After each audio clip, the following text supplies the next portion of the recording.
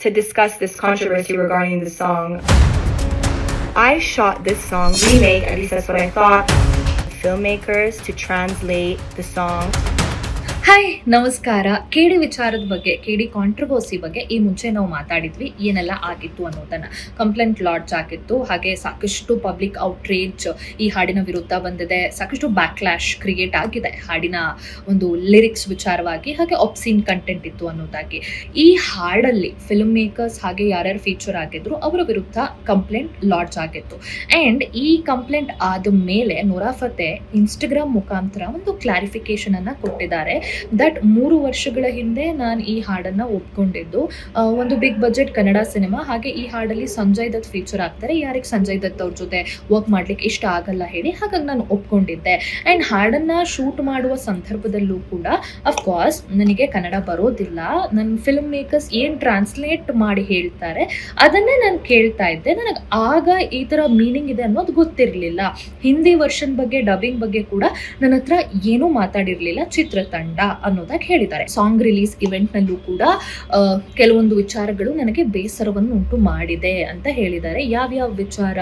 ಅವರ ಲಿರಿಕಲ್ ಹಾಡನ್ನ, ಏನು ಲಿರಿಕಲ್ ಸಾಂಗ್ ಅನ್ನ ಇವೆಂಟ್ ನಲ್ಲಿ ಲಾಂಚ್ ಮಾಡಿದ್ರು, ರಿಲೀಸ್ ಮಾಡಿದ್ರು, ಅದರಲ್ಲಿ ಬಳಸ್ಕೊಂಡಿರುವಂತಹ ಫೋಟೋಗಳು ನೂರಾ ಫತೆ ಅವರ ಪರ್ಮಿಷನ್ ಇಲ್ಲದೆ ಬಳಸ್ಕೊಂಡಿದ್ದಾರಂತೆ. ಅಂಡ್ ಅದಾದ್ಮೇಲೆ ಸಂಜಯ್ ದತ್ ಹಾಗೂ ನೂರಾ ಫತೆ ಅವರ AI ಜನರೇಟೆಡ್ ಇಮೇಜಸ್ ಅನ್ನ ಬಳಸ್ಕೊಂಡಿದ್ದಾರೆ. ಸೊ ಅದು ಕೂಡ ನನಗೆ ಇಷ್ಟ ಆಗಿಲ್ಲ, because I am against AI generated images ಅನ್ನೋದನ್ನ ಕೂಡ ಹೇಳಿದ್ದಾರೆ.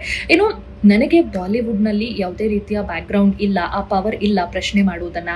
ನಾನು ಸಾಂಗ್ ರಿಲೀಸ್ ಇವೆಂಟ್ ದಿನಾನೇ ಹೇಳಿದ್ದೆ, ಹಿಂದಿ ಸಾಂಗ್ ಏನು ಹಿಂದಿ ವರ್ಷನನ್ನು ಪ್ಲೇ ಮಾಡಿದ್ರು ಇವೆಂಟ್ನಲ್ಲಿ, ನನಗಾಗಲೇ ಅರ್ಥ ಆಯಿತು ಈ ಹಾಡು ಇಶ್ಯೂ ಕ್ರಿಯೇಟ್ ಮಾಡುತ್ತೆ. ನಾನು ಇದನ್ನು ಡೈರೆಕ್ಟರ್ ಬಳಿ ಕೂಡ ಮಾತಾಡಿದ್ದೆ, ನನ್ನ ಇಮೇಜನ್ನು ಕೂಡ ಈ ಹಾಡು ಡ್ಯಾಮೇಜ್ ಮಾಡಬಹುದು ಅನ್ನೋದಾಗಿ, ಹಾಗೆ ಹಾಡು ಕಾಂಟ್ರವರ್ಸಿ ಕ್ರಿಯೇಟ್ ಮಾಡುತ್ತೆ ಅನ್ನೋದಾಗಿ ಅಂತ. ಸೊ ಇನ್ನು ಮುಂದುವರೆದು ಈ ವಿಚಾರ ಮೀಡಿಯಾಗಳಿಗೆ, ಸೋಷಿಯಲ್ ಮೀಡಿಯಾದಲ್ಲಿ ಏನು ಟ್ರೆಂಡ್ ಆಗ್ತಾ ಇದೆ, ಹಾಡನ್ನು ಬಳಸ್ಕೋತಿದ್ದಾರೆ ಅಂತವ್ರಿಗೆ ಹೇಳಿದ್ದಾರೆ, ಈ ವಿಚಾರನ, ಈ ಹಾಡನ್ನ ಬಳಸ್ಕೋಬೇಕು ಅಂತ ಇದ್ರೆ ಆಕ್ಟರ್ಸ್ ಫೋಟೋಗಳನ್ನ ಬಳಸ್ಕೋಬೇಡಿ, ಫಿಲ್ಮ್ ಮೇಕರ್ಸ್, ಡೈರೆಕ್ಟರ್, ಸಂಬಂಧಪಟ್ಟವರ ಫೋಟೋಗಳನ್ನ ಬಳಸ್ಕೊಳ್ಳಿ, ಅವರ ಹೆಸರುಗಳನ್ನ ಬಳಸ್ಕೊಳ್ಳಿ.